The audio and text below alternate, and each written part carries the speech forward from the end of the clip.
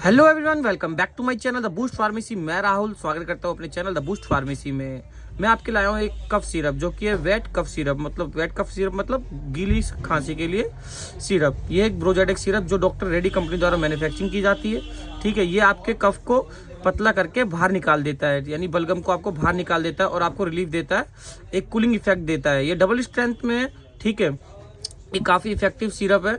इसको आप 2 चम्मच सुबह दोपहर शाम एडल्ट डोज में ले और 2.5 ml बच्चों को दे सकते हो। आप डॉक्टर के प्रिस्क्राइब पे ही आपको ये लेना है। मैं आपको एक नॉलेज इन्फॉर्मेशन के लिए आपको बता रहा हूँ, ये काफ़ी इफेक्टिव सिरप है। इसलिए अगर आपको वीडियो इन्फॉर्मेटिव लगी हो तो वीडियो को ज़्यादा से ज़्यादा शेयर करें और लाइक करें। Thank you guys.